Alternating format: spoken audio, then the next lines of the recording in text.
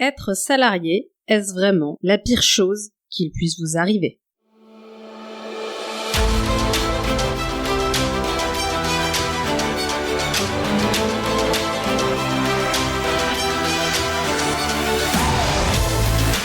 Comme vous le savez déjà probablement, les 3/4 de mes clients sont soit entrepreneurs, soit des salariés qui sont dans un parcours de reconversion pour devenir potentiellement entrepreneurs. Et aujourd'hui, j'ai envie de vous partager quelque chose qui pourrait être un coup de gueule sur le salariat et l'entrepreneuriat. C'est incroyable le nombre de personnes que je vois buter dans leur entrepreneuriat, ne pas réussir à avancer, ne pas réussir à mettre en place des actions qui permettent d'obtenir des résultats et qui n'ont qu'une seule chose en tête, c'est ce qui se passe s'ils ne vont pas y arriver. C'est bientôt la fin de mon Pôle emploi. Je n'ai plus que 6 mois de réserve financière devant moi. Et si j'échoue quoi ? C'est une question que j'adore poser. Parce que les gens se mettent en panique sans savoir vraiment quel est le risque qui les fait paniquer. Alors mettons des mots dessus. Qu'est-ce qui est le pire du pire qui puisse t'arriver ? Ça ne fonctionne pas, tu n'as pas de clients, tu ne gagnes pas d'argent, qu'est-ce que tu fais ? Et pour l'immense majorité d'entre eux, la réponse est « je reprends un job salarié ». La réponse est « je refais ce que je fais maintenant ou ce que j'ai fait avant ». Mais entendons-nous bien, pour autant que c'est été inconfortable et désagréable et qu'il y ait eu des tas de bonnes raisons de quitter ce job préalable, la pire chose sur Terre qui puisse vous arriver, si c'est juste de reprendre un job salarié, ça va aller. Vous avez à manger, vous avez un toit sur la tête, vos enfants sont à l'abri, vous avez un certain train de vie. C'est dingue, on est devenu complètement anti-résilient. Je veux dire, on a des gens, moi j'ai des gens qui habitent dans des très beaux appartements parisiens, qui vivent qui rentrent de 1 mois et demi de vacances avec les enfants aux 4 coins de pays déjà, et qui me disent « Ah mon Dieu, au secours, mais si je retourne au salariat, mais ça va, on a des problèmes de riches quand même, hein, on a des bons problèmes. Hein.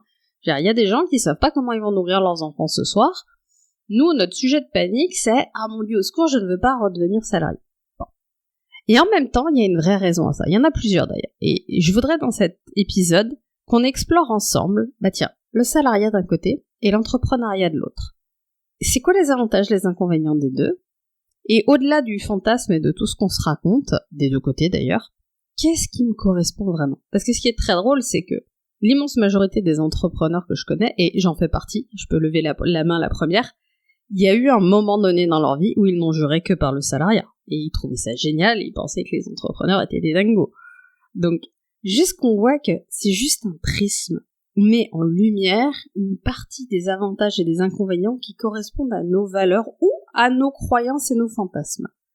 Et je veux juste qu'on clarifie ça pour que maintenant, vous puissiez vous poser et vous demander, ok, est-ce que j'ai plutôt une énergie à aller vers le salariat ou est-ce que j'ai plutôt une énergie à aller vers l'entrepreneuriat et je prends une décision.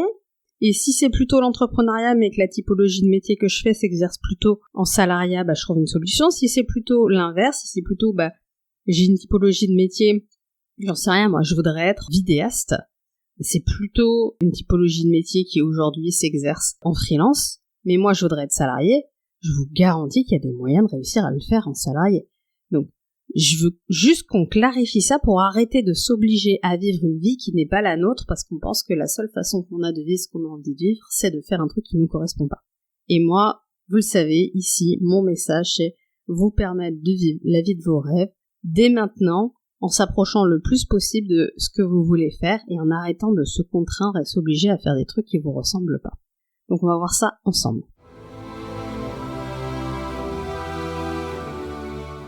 Bonjour, je suis Magali Wagner, je suis entrepreneur multicasquette et mon métier, c'est d'accompagner ceux et celles qui veulent s'accomplir intégralement à se créer une vie inspirante, sécurisante, empreinte de légèreté et de liberté. Je les aide à clarifier ce qu'ils veulent vraiment et à trouver et mettre en œuvre les stratégies les plus efficientes pour l'obtenir en se délestant de leurs freins intérieurs et extérieurs.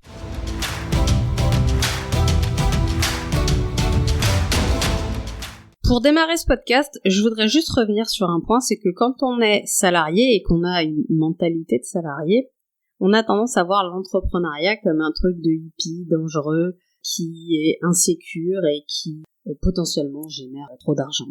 Ça dépend des gens. Et quand on est entrepreneur, on a un peu tendance à voir le salariat comme la mère de toutes les libertés et de tout ce qui nous permet de nous épanouir dans la vie, et de ne voir que les avantages du salariat, et de voir surtout que c'est mieux. On est une meilleure personne quand on est un entrepreneur que quand on est un salarié. Je vois ça parce que j'ai autour de moi des gens qui sont retournés dans le salariat après avoir testé une expérience entrepreneuriale qui pour le moment n'a pas abouti, ce qui ne veut pas dire qu'elle n'aboutira pas plus tard. Mais je sens chez eux ce truc de ça vaut plus de points, tu vois, c'est une forme de c'est comme si j'avais pas réussi un truc important, et une espèce de goût d'échec, alors que c'est potentiellement pas un échec. En tout cas là je pense présentement à 2 personnes que je porte vraiment dans mon cœur, et pour qui je pense que le choix d'être retourné provisoirement dans du salariat c'était le meilleur choix possible.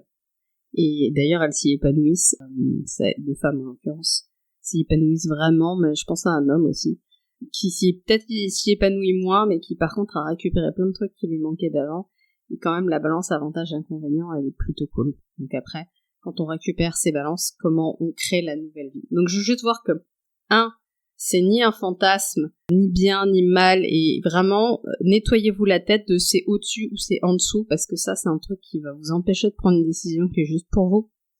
Et ensuite, voyez que, potentiellement, ça peut être des étapes. Il y a des étapes dans notre vie où c'est plus cool d'être salarié, puis il y a des étapes dans notre vie où c'est plus cool d'être entrepreneur. À titre perso, j'ai trouvé ça cool d'être salarié quand je suis devenue mère, d'avoir mes congés mat, etc., pour lesquels j'avais cotisé, on est d'accord, hein, mais j'ai trouvé ça cool de pas avoir la charge mentale de me dire je mets en suspens ma boîte pendant 4 mois. Aujourd'hui, je sais pas, pour le moment, je suis quand même le point central de mes entreprises. Je ne sais pas comment ça se passerait si je devais partir en congé maternité pendant 4 mois. Voici, je sais, probablement comme mes amis des professions libérales, juste je vivrais sur mes réserves pendant 4 mois, quoi. Parce que je vois pas comment pour le moment je pourrais faire autrement. Même si on est d'accord que de l'entrepreneuriat plus avancé avec des équipes, etc., le truc peut vivre pendant 4 mois sans vous. Mais j'en suis pas encore là, donc c'est step by step. Et la plupart des gens que j'accompagne, ils sont dans une étape de je suis solopreneur où on est maximum 2-3. J'en ai pas pour le moment dans mes clients qui ont des entreprises de 80 personnes qui pourraient faire tourner la boutique en leur absence. Ça viendra peut-être, hein, mais pour le moment j'en suis pas là. Et en règle générale, les personnes qui se posent la question du salariat ou de l'entrepreneuriat, ils en sont pas là non plus, c'est solopreneur versus salarié. Et je précise pour les gens qui sont pas du tout du milieu, solopreneur veut dire un entrepreneur individuel en fait.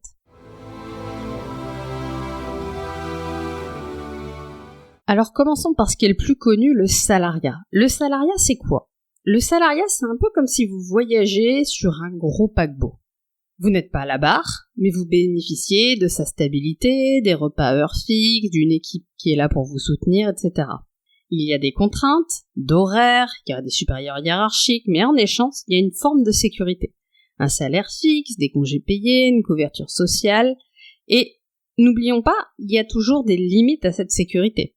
Bien sûr, votre entreprise peut faire faillite, bien sûr, tout à coup, vous pouvez changer de chef et vivre une vraie insécurité par rapport à votre travail. Bien sûr, il y a tout un tas de limites, mais quand même, globalement, vous avez une sécurité de base qui est garantie par des lois, par des accords juridiques et une protection qui est exercée par la justice.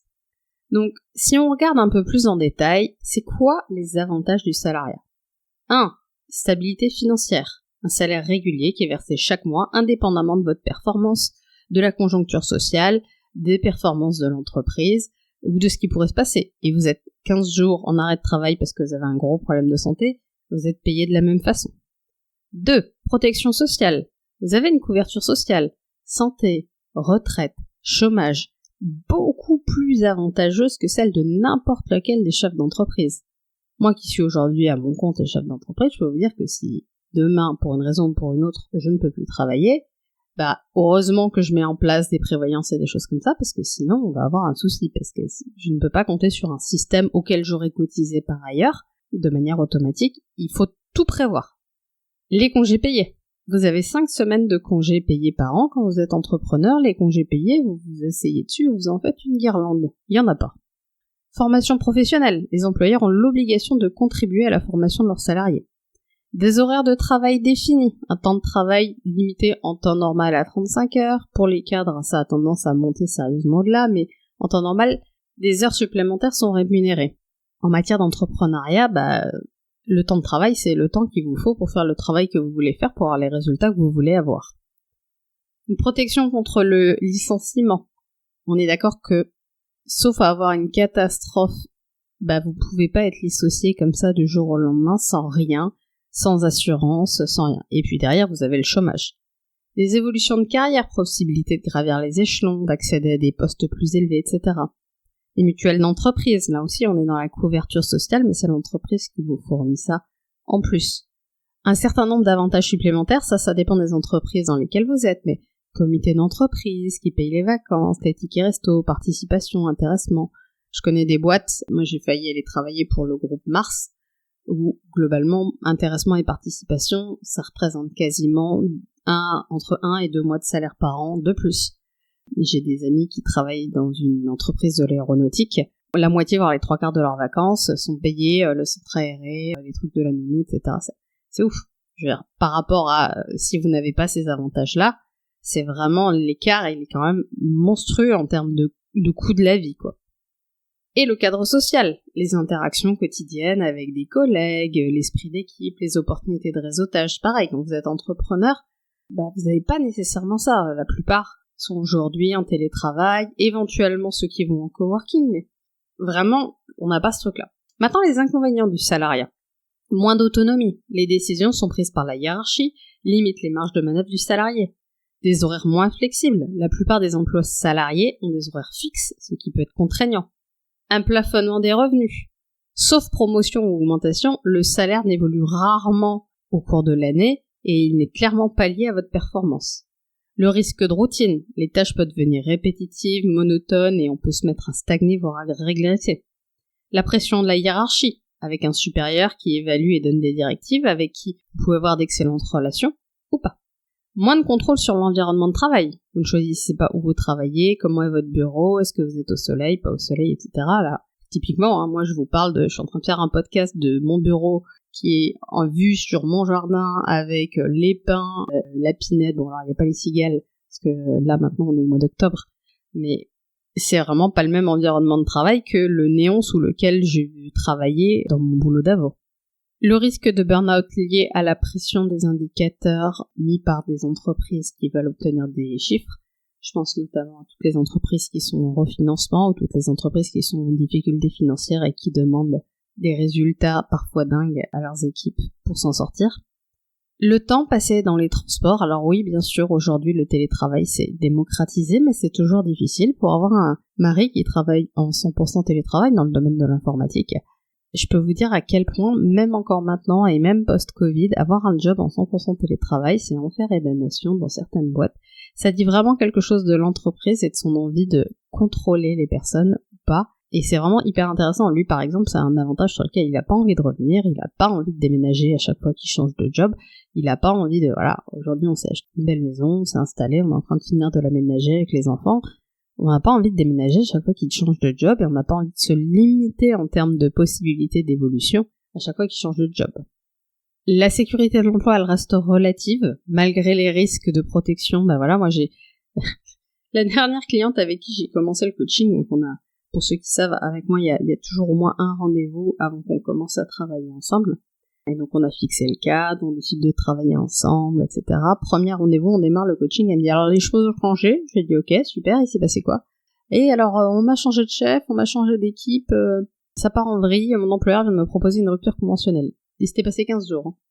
15 jours avant, tout allait bien, elle allait garder son job salarié et on était en train de mettre en place une stratégie pour qu'elle puisse créer des revenus alternatifs avant d'envisager potentiellement une évolution dans sa carrière. Bon, on a précipité les choses là, hein, donc du coup, évidemment, on s'est adapté à ça, on a changé notre fusil d'épaule, mais la sécurité, elle est relative. Alors évidemment, elle aurait pu refuser la rupture conventionnelle, hein, mais à partir du moment où votre employeur commence à vous faire des demandes de rupture conventionnelle, c'est qu'en règle générale, ça va devenir compliqué pour vous. Et ensuite, il y a tous les conflits internes. Je sais plus quoi dire et quoi penser de toutes les bisbilles internes, l'espèce de cour de récré géante qu'il y a dans le salariat, c'est terrible. Je vois ça dans les équipes de mes amis, de mes proches, de mon mari, c'est hallucinant en fait. Le plus gros problème dans le salariat, c'est que vous êtes soumis au fait que soit vous avez un leader qui gère l'équipe, et alors là, ça va tourner, vous avez un vrai leader charismatique, etc. Soit vous avez un chef qui fait pas son job de leadership, qui a des croyances du type diviser pour mieux régner, qui a des trucs comme ça, et alors là, ça va être l'enfer. Ça va être l'enfer. Donc voilà. Et on voit quand même qu'il y a un bilan avantages et inconvénients qui dépend complètement de qui vous êtes et de qu'est-ce qui est vraiment important pour vous. Plus vous avez besoin d'autonomie, de flexibilité, de pouvoir décider des choses et vous n'avez pas envie de vous prendre la tête avec Jean-Philippe de la compta parce qu'il faut mettre les tickets resto un par un dans le ticket du truc, et plus le salariat, ça va présenter des douleurs pour vous. Mais plus ce que vous aimez, c'est la sécurité, c'est le fait que ce soit toujours pareil, c'est de pouvoir anticiper les choses, la prévisibilité des choses, etc. Et plus là, on va se le dire, le salariat, c'est vraiment plein d'avantages pour vous. De l'autre côté, voyons le sujet de l'entrepreneuriat.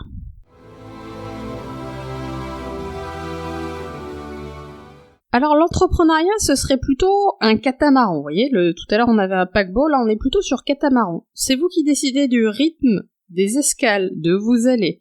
Il y a une vraie liberté qui est grisante, on peut choisir ses clients, fixer ses tarifs, travailler à son rythme. Pour beaucoup, c'est un rêve devenu réalité. Mais chaque médaille a son revers. Ça veut aussi dire une instabilité financière, une absence de protection sociale, une difficulté à déconnecter la vie pro et la vie perso, le fait de ramener ses problèmes à la maison, etc. On va voir en détail les avantages et les inconvénients de l'entrepreneuriat, mais je veux que vous voyez que, comme toute chose, ça s'équilibre. Donc les avantages de l'entrepreneuriat, petit 1, l'autonomie. Les entrepreneurs ont la liberté de prendre leurs propres décisions, de piloter leurs entreprises selon leur vision, et de gérer les complexités quand on y était. Moi, pas à titre personnel, et c'est une des choses qui m'a fait savoir que j'étais faite pour l'entrepreneuriat, c'est que quand le Covid est arrivé, j'étais moi-même déjà dans un process de négociation de la rupture conventionnelle dans ma boîte, j'étais en train de partir, et j'ai quand même dû rester tout le temps du confinement et de tous ces trucs-là, et donc j'ai vécu et j'ai subi, entre guillemets, ce qui s'est passé au niveau national, mais également les décisions de mon employeur par rapport à la manière dont on devait fonctionner. Et à côté de ça, mon parc immobilier étant constitué d'appartements dans lesquels, pour une partie importante, j'ai des étudiants, il commençait à être touché par le fait que les étudiants étaient en train de partir parce que, le confinement, etc., ils rentraient chez eux. Et ça a été incroyable pour moi de vivre en même temps je subis les décisions prises par quelqu'un d'autre avec qui je suis pas forcément en raccord à titre individuel, et je suis là devant mon problème et je dois trouver des solutions, réfléchir, brainstormer, mettre en place les trucs et m'en sortir. Et évidemment, je pense que j'en ai aussi une expérience positive parce que à la fin de tout ça, j'ai trouvé des solutions et que pour mon parc immobilier, ça s'est super bien passé. Mais dans tous les cas, le fait d'avoir les deux mains sur les commandes et de pouvoir choisir ma direction et choisir comment j'y vais, m'adapter, trouver, etc., ça a été kiffant pour moi. Et là, j'ai su que c'était pour moi parce que quand c'est la merde, je préfère être aux commandes et vivre l'insécurité plutôt que d'être en sécurité et de subir les directives de quelqu'un d'autre. Et donc, là, on est sur quelque chose qui est extrêmement clair. Je suis prêt à payer cher les inconvénients parce que je veux les avantages, là où d'autres voudraient la sécurité du salaire qui tombe tous les mois, mais pouvoir avoir les mains sur le volant. Et ça marche pas, en fait. C'est justement ça le deal salariat-entrepreneuriat. Le deuxième avantage de l'entrepreneuriat, c'est le potentiel de gain est limité, parce que contrairement à un salaire qui est fixe, les revenus peuvent augmenter significativement dans l'entrepreneuriat. Et ça, vous n'êtes pas capé vers le haut. La flexibilité des horaires. Vous pouvez définir votre propre emploi du temps et travailler selon vos rythmes. À titre personnel, le mercredi matin, je ne travaille pas parce que je gère mes enfants qui ne sont pas à l'école, et donc je fais le taxi entre la piscine, etc., etc. Donc je choisis à quelle heure j'arrête de travailler pour aller chercher mes enfants à l'école, à quelle heure je recommence à travailler. C'est moi qui fixe mes règles du jeu. Nota bene, pour avoir des vrais résultats dans une entreprise qui décolle, si vous fixez vos règles, c'est aussi important d'être capable de travailler une partie du temps. C'est-à-dire que moi, certes, le mercredi c'est allégé, etc., mais dans le week-end, il y a toujours au moins une demi-journée où je travaille et où je récupère ma demi-journée. Donc je choisis comment je m'organise, mais je travaille quand même. La personnalisation. Je peux choisir mon environnement de travail, mes collaborateurs, ma vision. Moi, aujourd'hui, je travaille petit à petit avec des freelances. Je les choisis sur un certain nombre de critères et je peux choisir avec qui je travaille. Ça réduit le taux d'engueulade, pas mal. Alors, je fais pas mal d'erreurs avant dans l'immobilier, donc j'ai eu une courbe d'apprentissage, mais on peut choisir. La possibilité d'innovation. Je peux créer, innover, tester des nouveaux produits, des nouveaux services. Ça n'implique que moi, en fait. Donc, je prends des risques pour moi et je suis OK de les assumer. Et c'est good. Quand on a l'esprit créatif, c'est génial.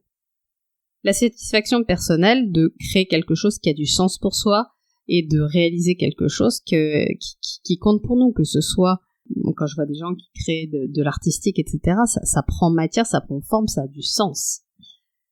La diversification des compétences. Si vous aimez diversifier vos compétences, gérer les différents aspects d'une entreprise, les structures, le juridique, le marketing, la comptabilité, votre cœur de métier, l'accompagnement, l'avant-vente, la vente, etc.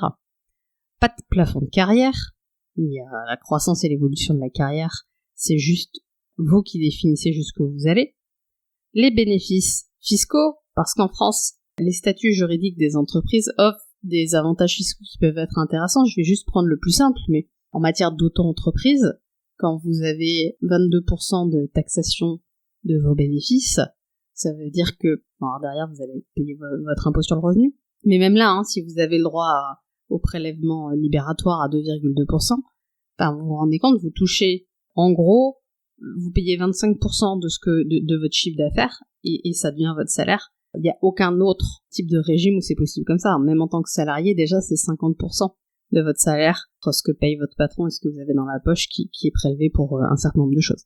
Alors évidemment, vous n'avez pas toutes les protections qui sont au milieu. Donc si vous avez cet argent dans votre poche, c'est aussi votre responsabilité d'apprendre à le mettre de côté pour pouvoir vous protéger en cas de coup dur, parce que si vous le faites pas, si vous dépensez tout, ça va pas bien se passer. Mais comme vous avez écouté les épisodes sur la sécurité financière, il n'y a aucun problème, vous mettez votre argent de côté, vous avez votre épargne de réserve et même vous avez commencé à investir. Et les opportunités de réseautage, c'est participer à des événements, des salons, des partenariats stratégiques, etc., etc. Les inconvénients de l'entrepreneuriat, c'est facile. Le risque financier. Investir son propre argent, vous n'avez aucune garantie de retour et vous n'avez pas d'amortisseur. L'instabilité des revenus, faut avoir le cœur bien accroché parfois. Moi, d'un mois à l'autre, je peux avoir des variations extrêmement importantes. La charge de travail, oui, pour lancer une entreprise, il faut mettre beaucoup d'énergie, il faut se faire connaître, etc. Au bout d'un moment, ça va tourner, mais au début, il y a beaucoup de travail. Le stress, c'est une vraie pression d'avoir ça sur les épaules et la charge mentale. Moi, de temps en temps, ça me prend de me dire, je vais aller me reprendre un job salarié quand les gens me disent, ah, mais tu veux reprendre un job d'ingénieur? Ah, non, surtout pas. Si je reprends un job salarié, moi, c'est pour poser mon cerveau, donc je vais faire un truc qui me prend 0 ressources mentales pour pouvoir me concentrer. Les responsabilités multiples, vous devez tout gérer, donc vous devez être bon dans tout. Et d'ailleurs, c'est l'un des plus gros problèmes des gens qui se lancent dans le salariat, parce que la comptabilité, ça les intéresse pas, le juridique, ça les intéresse pas, la vente, ça les intéresse pas. Bref, ils voudraient un certain nombre, je reviendrai dessus, mais davantage du salariat, de faire juste leur métier, etc., mais avec la liberté de l'entrepreneuriat, et ça, c'est pas magique. Moins de couverture sociale, la difficulté d'équilibrer la vie pro et la vie perso, la concurrence sur certains marchés peut être hyper féroce, et donc ça va vous demander vraiment du travail pour vous démarquer. Le risque d'échec qui est extrêmement important, les entreprises, il y en a une immense majorité qui meurent dans les 2 à 5 ans. Et les complexités administratives, alors là, si vous avez envie de jouer aux cartes avec l'administration française, c'est un truc, j'ai encore rempli un document d'un SIE hier, je me demande à un moment donné à quel point, c'est incroyable, on fait toutes les procédures en ligne, et puis derrière, ils envoient des courriers papier, et on voit remplir des papiers avec des courriers papier, c'est vraiment le grand kiff. Donc voilà. Et alors, pour certaines de mes entreprises, je transfère tout ça à ma comptable qui s'en occupe, et puis pour certaines de mes activités, c'est moi qui m'en occupe, et là, je me dis, j'aurais filé tout ça à ma comptable quand même. Après, je sais pourquoi je la paye, du coup. Blague à part, faisons le bilan de tout ça. Et je vais vous donner mon opinion. Mon opinion, c'est la suivante. Il y a un équilibre à vivre entre passion et pragmatisme, entre avantages et inconvénients, et dans vos différentes hiérarchies de valeurs. Il n'y en a pas un des deux qui est mieux que l'autre, il n'y en a pas un des deux qui a plus de valeur que l'autre, il y a qu'est-ce qui vous correspond. Qu'est-ce que vous avez un désir brûlant de vivre. Pour réussir dans l'entrepreneuriat, il faut que ça vous prenne aux tripes et que vous en ayez vraiment envie. Moi, je rêve de pouvoir être libre géographiquement, aller vivre un peu partout dans le monde, etc. Alors aujourd'hui, je m'impose moi-même des contraintes parce que j'ai des enfants en bas âge, mais en vérité, mon métier me permettrait déjà de le faire. Et donc, évidemment, j'ai plus envie d'être entrepreneur que d'être salarié, même si en tant que salarié c'est possible, mais ça reste compliqué. Je le vois encore avec mon mari qui pourtant a le métier le plus, il aurait la liberté géographique, parce que quand on parle à des machines toute la journée, il n'y a pas vraiment de difficulté pour la mise en place du télétravail. Pour moi, la différence, elle est très simple. Le salarié, il a la sécurité de l'emploi, il a la sécurité du salaire, il a des choses qui tombent tous les mois et il a la possibilité de ne faire que son expertise, que son cœur de métier. Tout le reste, il s'en fout. Il fait pas la paperasse, il fait pas le juridique, il fait pas la compta, il fait pas la vente. Il s'en fout, il ne fait que son cœur de métier.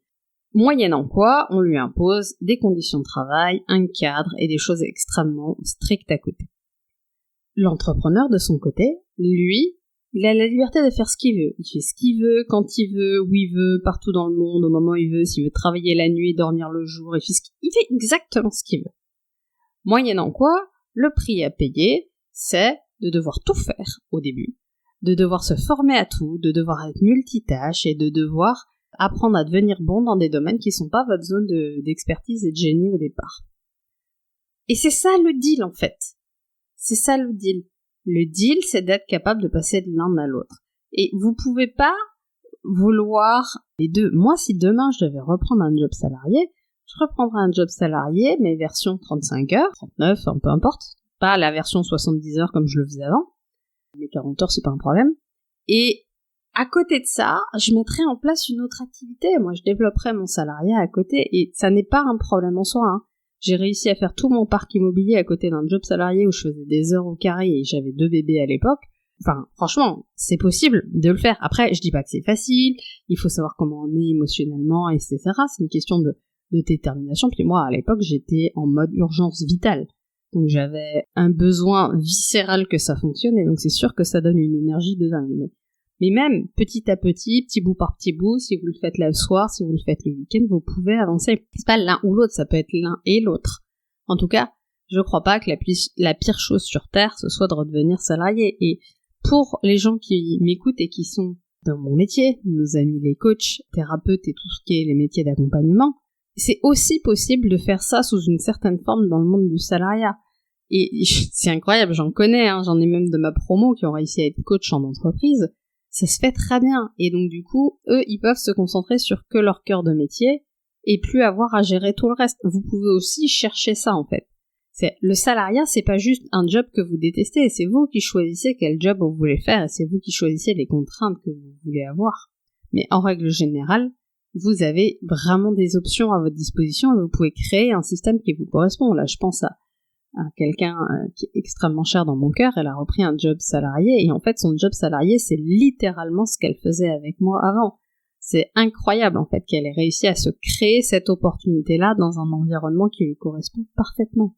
Donc je vous invite vraiment à vous demander si c'est pas possible pour vous de créer ça.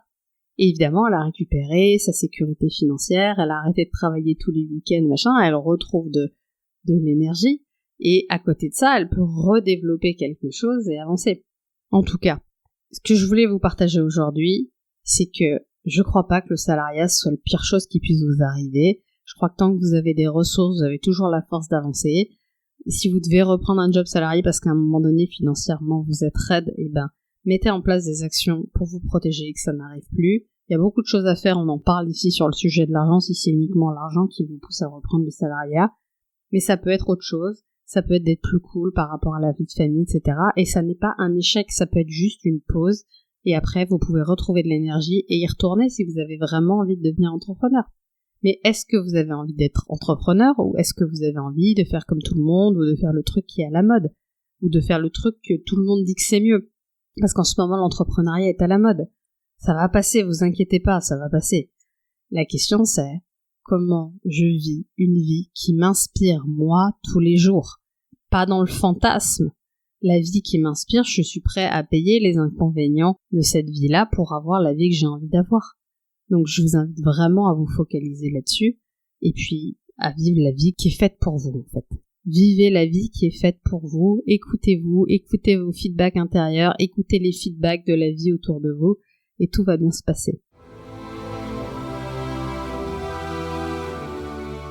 Voilà, dans cet épisode, j'ai voulu vraiment balayer cette histoire de salariat, d'entrepreneuriat pour essayer d'apaiser aussi toutes les personnes qui hésitent entre les deux, ou qui se posent des questions, ou qui se mettent la pression par rapport à ça.